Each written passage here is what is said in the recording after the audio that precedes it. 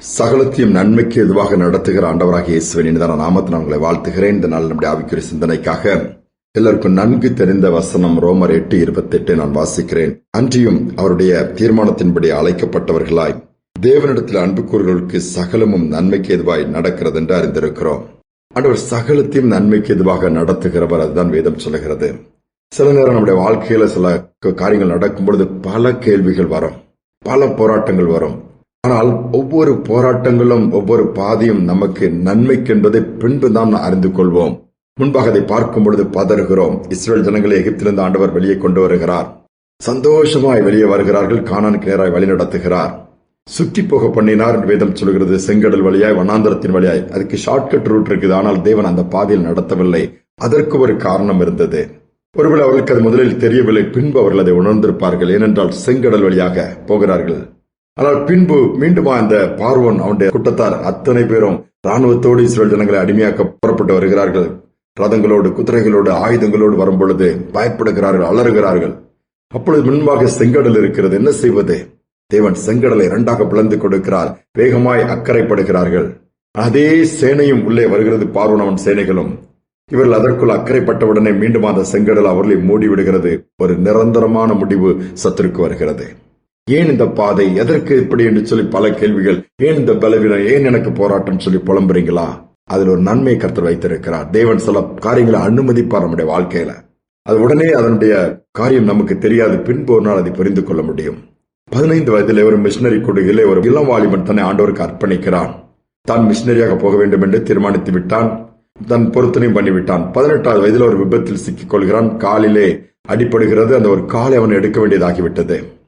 அதற்கு பதிலாக கட்டையினாலான மாற்றுக்கால் ஒன்றை அதிலே பிக்ஸ் பண்ணி விட்டார்கள். அதிலே போய் கொண்டிருக்கிறான். தன்னுடைய படிப்பு மற்ற காரியங்கள்லாம் பார்த்து கொண்டு போய் அவனுக்குள்ளே அந்த தீர்மானித்த அந்த ஒரு தீர்மானம், அதிலிருந்து அவன் மாறவில்லை, பின்வாங்கவில்லை.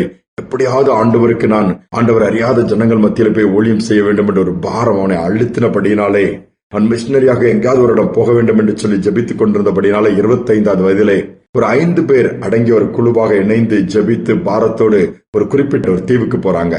அங்குள்ள காட்டுவாசியின் மத்தியிலே இயேசுவை பற்றி சொல்ல வேண்டும். அவர்களை நாகரிகத்துக்குள் கொண்டு வர வேண்டும். அவர் மனிதர்களை அப்படியே சமைத்து சாப்பிடுகிற கூட்டம். போயிருக்கும் பொழுது அங்கு போய் அந்த இடத்தை, அந்த காடுகளுக்குள்ளே கடந்து அந்த காட்டுவாசி மக்கள் இருக்கிற இடத்தை போய் அடைந்து விட்டார்கள். அந்த மொழியை கற்றுக்கொள்ள வேண்டும், அவர் ஆண்டவருக்கு நடத்த வேண்டும் என்று சொல்ல அங்குள்ள ஜனங்கள் பயங்கரமான கொடூரமானவர்கள். இவர்கள் போன உடனே பிரித்து கட்டி வைத்து விட்டார்கள். இவர்களை சாப்பிட்டு விடலாம் என்று சொல்லி முடிவு பண்ணிவிட்டார்கள். இவர்களுக்கு ஒண்ணுமே புரியவில்லை, என்ன செய்வது என்று சொல்லி ஜெபித்துக் கொண்டே இருக்கிற ஆண்டவரே, நாங்கள் இவர்களை மாற்ற நினைத்த இப்பொழுது அவர்கள் கைகளில் நாங்கள் மாட்டிக்கொண்டோமே என்று சொல்லி புலம்புகிறார்கள். தங்கள் பாரம்பரிய நடனத்தை ஆடின பின்பு அவர்களை வெட்டி சமைக்கலாம் என்பது அவர்கள் அந்த குழு தலைவனுடைய திட்டம். உடனே நடனம் ஆரம்பித்து விட்டது. அந்த குழு தலைவன் நடத்திட்டு நம்ம எல்லாருக்கும் நல்ல ஒரு ஃபீஸ்ட் சாப்பாடு இருக்குன்னு சொல்லி சந்தோஷத்தில் ஆடி குதிக்கிறார்கள். அப்பொழுது இந்த வாலிபன், இந்த மிஷினரியா 5 பேர் போன அந்த குழுவில் இருக்க அந்த வாலிபன் தலைவனை கூப்பிட்டு ஒரு காரியத்தை சொல்லுகிறான். நீங்கள் எங்களை சாப்பிடுவதில் ஒன்றும் பிரச்சனை அல்ல, ஆனால் எங்களுடைய கறி, இந்த சரீரத்துடைய மாம்சம் உங்களுக்கு ருசியாக இருக்காது. யோசிக்கிறான், என்ன சொல்றான் அப்படின்ட்டு. வேண்டுமானால் நீங்கள் ட்ரையல் பாருங்க, என் காலில் ஒண்ணு நான் வெட்டி தரேன், அதை ஃபர்ஸ்ட் நீங்க சமைச்சு பாருங்க, அது நல்லா இருந்ததுன்னா நீங்க எல்லாருமே வெட்டி கொண்டு சாப்பிடுங்கன்னு சொல்லுகிறான். ஓகே சரின்னு சொல்லும் பொழுது இவன் அந்த கால் ஏற்கனவே மரத்தினால் செய்யப்பட்ட கால் அல்லவா, அதை வெட்டி கொடுக்கிறான். அதையெல்லாம் வெட்டி கடிச்சு பாக்குறாங்க, கடிக்க முடியாது. உடன் அது விறகு மாதிரி இருக்கனால இவங்க சரீரமே இப்படிதான் இருக்குன்னு சொல்லிட்டு எல்லாத்தையும் கட்டவிழ்த்து விட்டு விடுகிறான். பாருங்கள், அவர்களுக்கு ஒண்ணுமே புரியவில்லை. அடுத்து பயம், அவங்க ஆயுதத்தெல்லாம் கீழே போட்டு விட்டார்களா. என்னடா வித்தியாசம், எப்படிப்பட்ட மனிதர்கள் நாங்க பார்த்ததில்லை, இவர்களுக்குள்ள ஏதோ ஒரு தேவ சக்தி இருக்குன்னு சொல்லி பயந்து அவர்கள் சொல்லுகிறதை கேட்கிறவர்களாய் மாறிவிட்டார்களாம். அந்த தீவில் உள்ள ஜனங்கள் எல்லாம் ஆண்டோடைய அன்பை ருசிக்கக்கூடிய அளவுக்கு அங்கு ஊழியத்திற்கு ஆண்டவர் வழி திறந்து விட்டார். அன்று ஒரு நாள் விபத்து நடக்கும் பொழுது ஒருவேளை அந்த சகோதரன் நினைத்திருக்கலாம், ஐயோ என் கால் போய் விட்டதே, நான் ஒரு கால் இழந்து நொண்டியாகி விட்டேனே. இல்லை, அதிலும் கர்த்தர் ஒரு நன்மை வைத்திருந்தார். அவருடைய ஜீவன் மட்டுமல்ல, கூட ஊழியத்திற்கு போன அத்தனை பேருடைய ஜீவனம் காப்பாற்றப்பட்டது.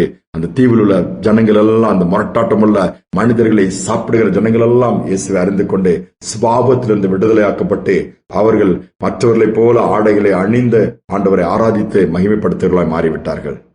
சோர்ந்து போயிருக்கலாம், ஏன் இந்த எப்படி ஆயிட்ட, இந்த வியாதி வந்துச்சு, இந்த நிலைமை ஆயிடுச்சு, எதை குறிச்சு கவலைப்படாதுங்க.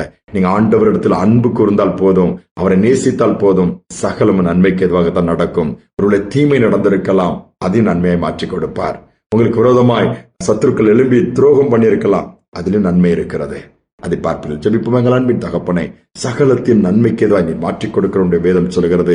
இந்த நாளில் இந்த செய்தி கேட்கிற பிள்ளைகள் ஒருவேளை நீ பாதிப்புக்குள் இருக்கலாம், ஆபத்தில் இருக்கலாம், விபத்தில் சிக்கியிருக்கலாம், கொடிய வியாதியினால் தாக்கப்பட்டு இருக்கலாம். இன்னைக்கு என்ன செய்வது தத்தளித்துக் கொண்டிருக்கலாம். நாங்கள் ஆண்டவரை தானே பின்பற்றினோம், நாங்கள் ஜெபித்தோமே, நாங்கள் எவ்வளவு காரியங்களில் உண்மையாக இருந்தோம், இவ்வளவு காரியங்கள் நாங்கள் நன்மை தானே செய்திருக்கிறோம் சொல்லி அங்கலாய்ப்போடு எங்களுக்கு தீமை வந்து விட்டது, எங்களுக்கு நஷ்டம் வந்து விட்டது, எங்க வாழ்க்கை இப்படி ஆயிட்டதேன்னு சொல்லி புலம்புகிற பிள்ளைகள், உண்மை உத்தமமா இருந்த ஆண்டவர் இப்படி நடந்துச்சேன்னு சொல்லி அங்கலாய்க்கிற பிள்ளைகளுக்கு நினைவு கூர்ந்து அதில் இருக்கிற நன்மைகளை பார்க்க, அதில் இருக்கிற நன்மையை பெற்றுக்கொள்ள நீர் அனுக்கிரகம் பண்ணும்.